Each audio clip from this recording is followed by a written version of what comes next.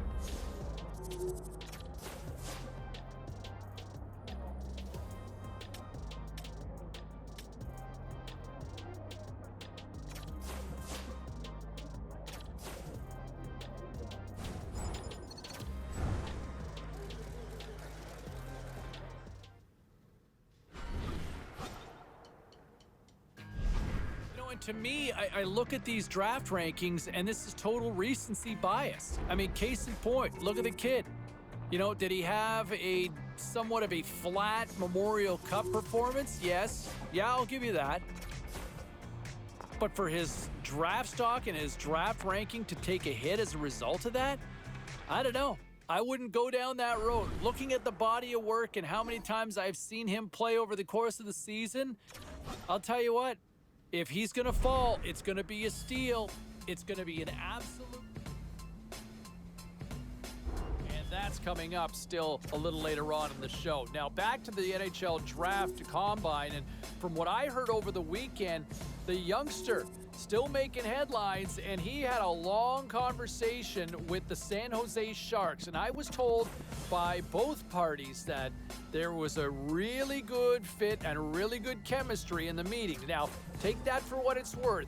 We'll see how things ultimately play out on draft day, but that could be a good fit potentially with the San Jose Shark in the Bay Area. All right, meantime, you look at some of the other stories.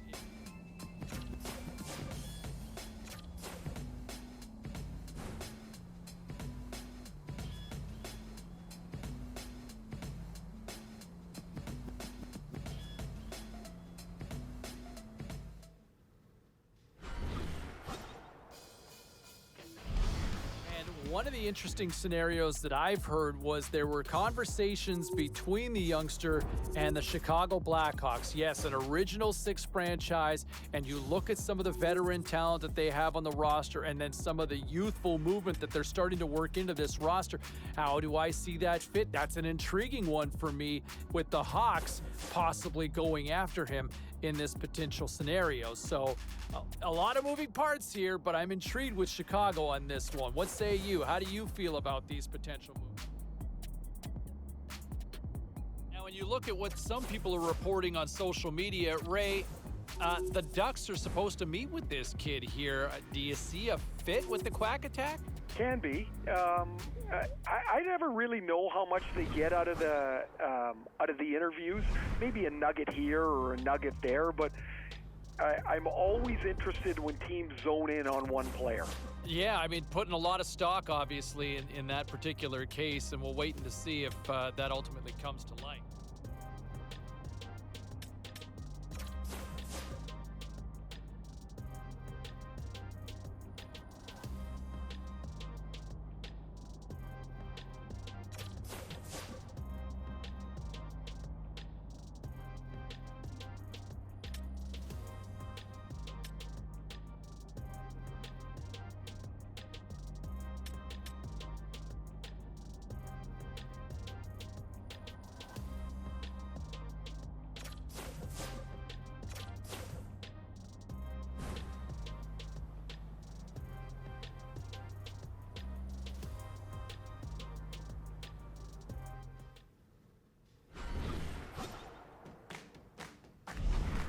Is a tricky one when we look at this one particular kid, and there were a lot of expectations, a lot of hype on him going in, and I wonder if maybe he just felt the scrutiny being a little too much. And I always go back to years ago, there was a player, young Alan McCauley. He was projected to be a top 5 pick in the NHL draft. His stock dropped. He wound up being a 3rd or 4th round selection, and he became a legit player. It was a steal of a pick back then.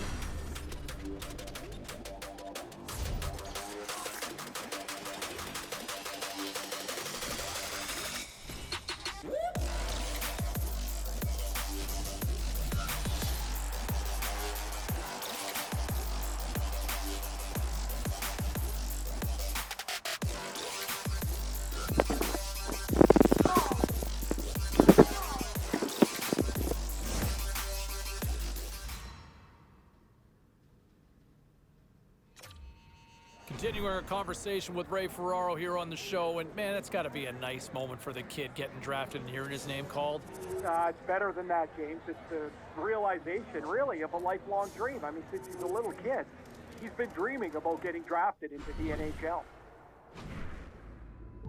Now, the understanding that we've got is that the kid was supposed to be heading down to the rink sometime today to kind of check out the new surroundings. This has got to be like the first day of school, Razor. guaranteed he would have gone early to go and take a look at the locker room. You walk in there for the first time, you can't believe your lifelong dreams are about to happen. And when you're looking around, I'm assuming, is he thinking the nameplate might be up there? Oh, you're hoping, but, he's going to learn that those trainers don't miss very often. The jersey's ready. Your name has never looked so good as when it's on top of your stall. But what I remember, James, is the excitement, the nervousness, how scared you were. And then you're like, I'm in an NHL room. I can't believe this. It is the very best of feelings that you can have till you step on the ice the first time. Nice opportunity for management and their prized possession, the new shiny draft pick, to kind of have a chance to sit down and get an understanding of where each other kind of sits, what their respective expectations are. I know a lot of fans are wondering, can he make that jump now? Can he make that jump and be an impact player in the National Hockey League? I think management took him for a reason. There might be that opportunity. I think he's going to get that shot. He's going to get every opportunity to try to make the team this coming year.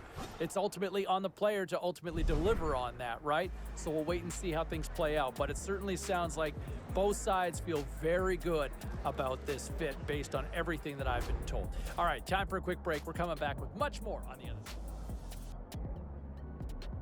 Let's get back to the kid here for a second because, there had been so much hype and talk about where he would ultimately land or fall or dip to. And, after all the fall sort of hubbub about him, he dipped, all right? But I'll tell you what, they got themselves a player. Where he goes, I like the organization he lands with.